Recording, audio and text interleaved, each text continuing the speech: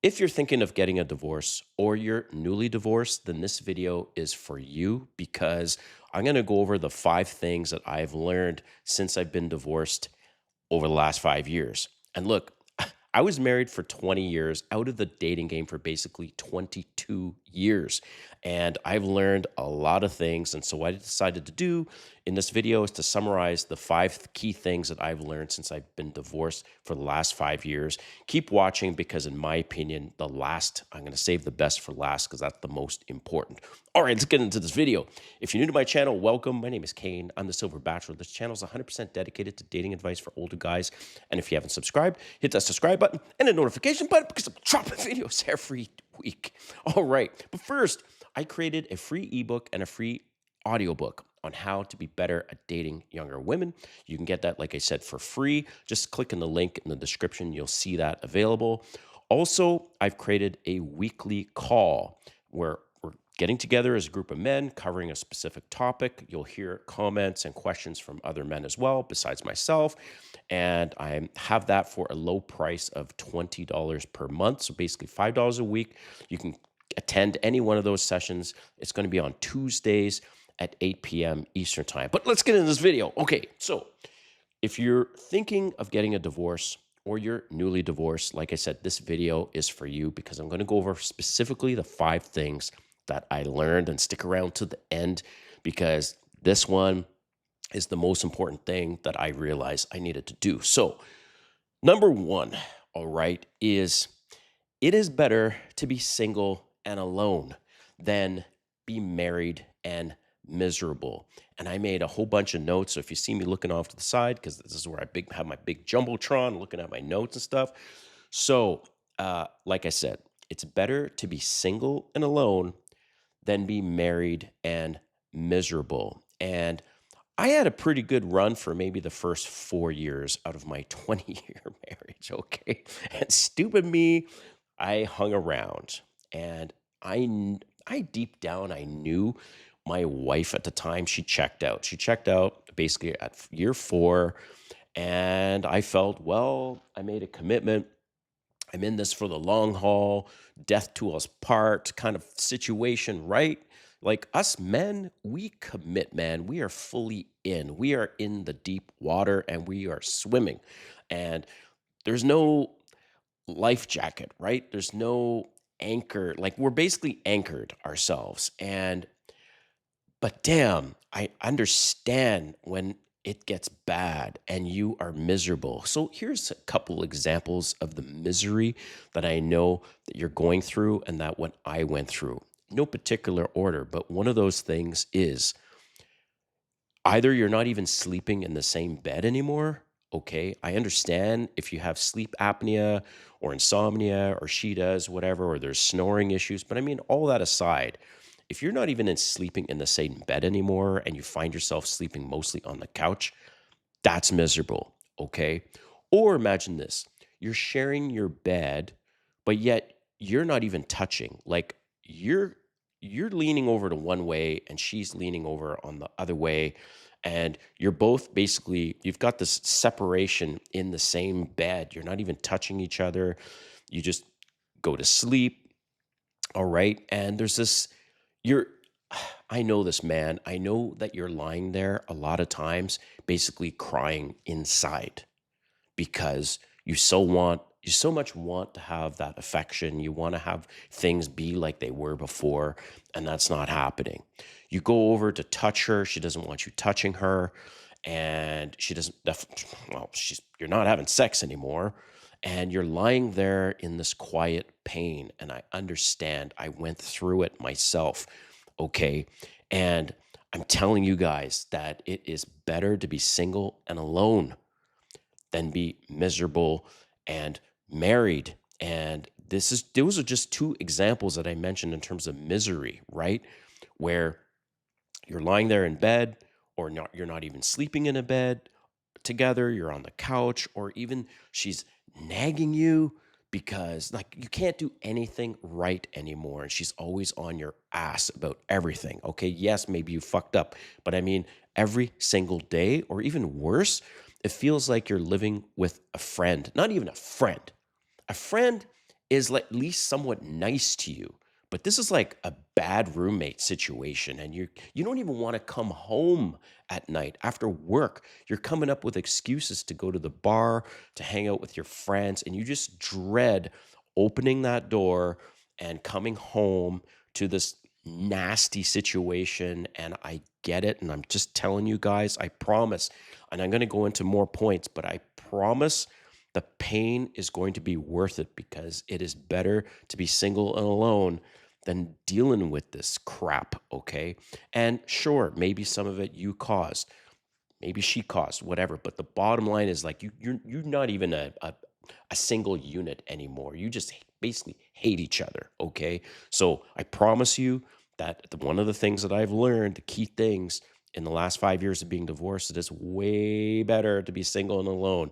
And then point number two, all right, is I know you're thinking, man, because you I know you guys. I know you guys because I was there. And did you know the number one reason why men stick it out in a terrible marriage, in a sexless marriage, nasty marriage, toxic marriage? Do you know why? Men stay in sexless marriages, toxic marriages, miserable marriages because they don't want to pay the price. They don't want to pay the price because the price is heavy. Ooh, yeah, the price is heavy. It is very heavy. You guys know this. You know, if you have to be paying spousal support, maybe you have children, you have to pay child support. Ooh, it gets rough. And especially if you are the breadwinner. And by the way, the longer you are married, the more of the price you have to pay. And that's the number one reason why men stick it out in these terrible marriages, because they ultimately don't want to pay the price. And that price is heavy, brothers. I I'm almost paying that price, and it's going to cost you. But let me ask you this. What price is there a price for your freedom? Do you know how many men and women are willing to sacrifice their lives for freedom? Freedom is priceless, all right? I'm going to give you an example of something. Imagine you have a 25-year sentence for some crime you've done, bad crime. And your lawyer comes to you and says, "Hey, I've got some good news and bad news." And you're like, "What's that?" And he's like, "Well," he or she. And the lawyer says, "Well, the good news, I could get you off in 5 years instead of you having to serve 25 years." And you're like, "Okay, what's the bad news?"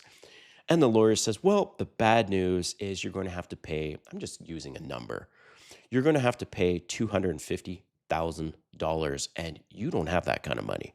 All right. So you're running the numbers, you're kind of calculating on a per month basis, and you're thinking, "Oh man, I'm going to have to pay this 250,000 for the next 10, 15, 20, maybe even 25 years of your life." How many men would not take the deal?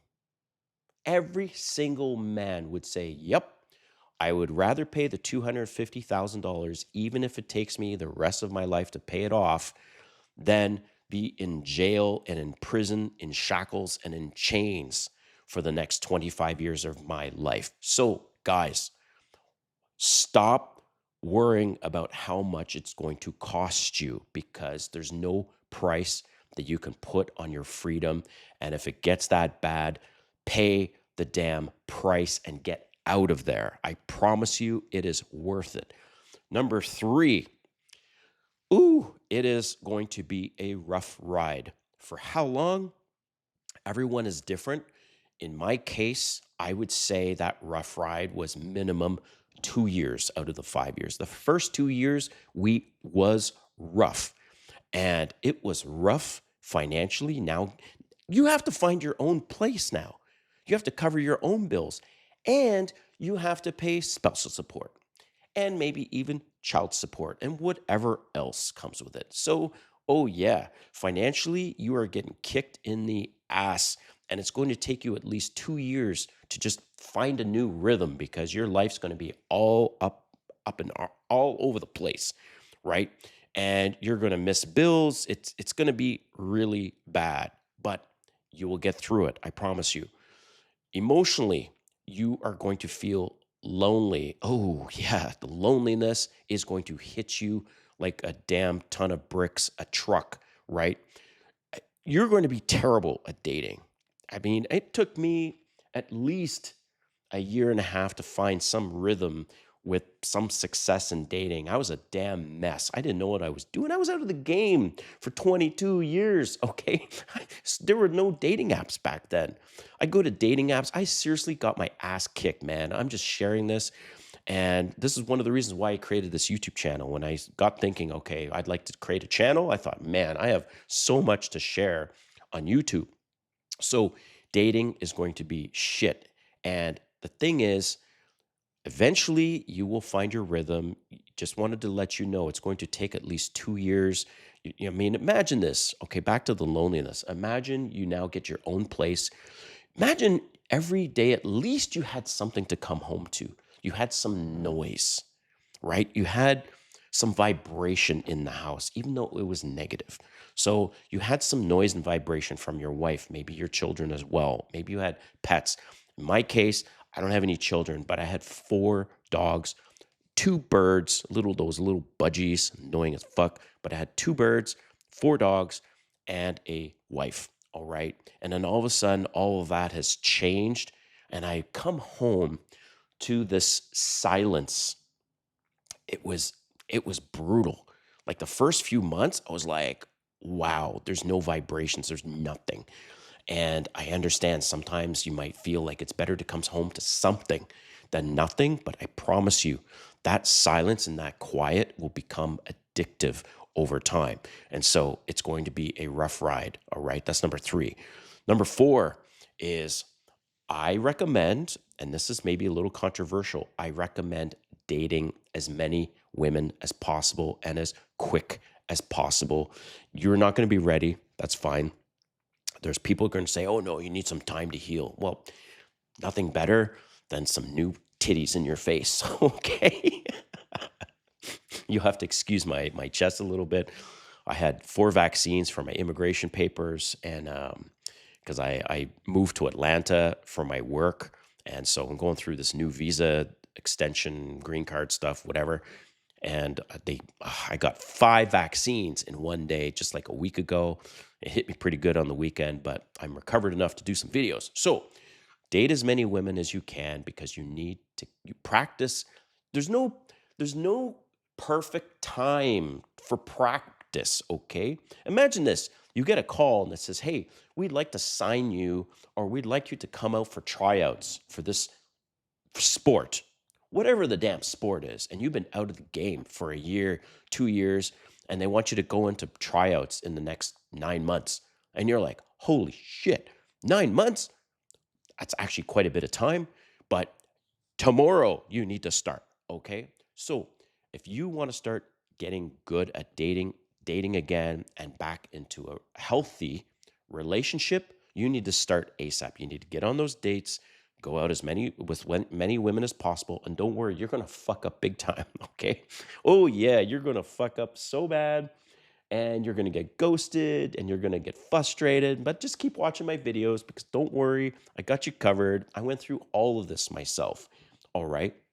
And now it's easy peasy for me. But it took at least a year and a half, 2 years for me to find my groove and know what works and doesn't work. Okay. But get it out of your system. And it's a good way to fill in some of your lonely time as well. All right. The last thing I want to leave you with, and thanks for watching this far. And this, I never realized how important this is. This is the most important thing I'm going to leave you with that I learned in 5 years of being divorced, and that is to take care of yourself. So, when you take care of yourself, I'm talking about your body, mind, and spirit. All right. Your body, obviously, you need to get back to the gym and start taking care of yourself. Also, really be aware of the alcohol. And I understand when you're lonely, you're depressed, you're dealing with all the shit in your life, you're trying to stay focused on your job. Alcohol or drugs can easily slip into your life. And all of a sudden, now that can cause even more problems. So get your drinking under control. Watch that very, very carefully. And here's the thing, man. I see a lot of men in their 40s, 50s, 40s, 50s, 60s, and they got this red skin color. All right. Sure, that could be caused by high blood pressure. But a lot of times, I don't know, I can't really say most times, but the red skin color I know also can be caused from drinking, a lot of drinking. And the last thing is to watch your diet because that can also cause, obviously, a lot of problems, a lot of weight gain. And this is what happens. It happens to women as well. When you start to feel depressed, you tend to not go to the gym. You tend to start kind of just having yourself drowning in all these things. And in order to get rid of the pain, in order to ease the pain, a lot of men turn to alcohol and or food. So that's the last thing I want you to be very, very aware of is when you're going to go through a divorce or you're newly divorced, keep keep taking care of yourself, watch the drinking, and also watch the diet. Look, I hope this video was helpful to you. I want to hear from you in the comments, what you're going through, what you've gone through, if you can relate to this, and if there's any other tips you can leave for the men watching this. All right, we'll see you next time.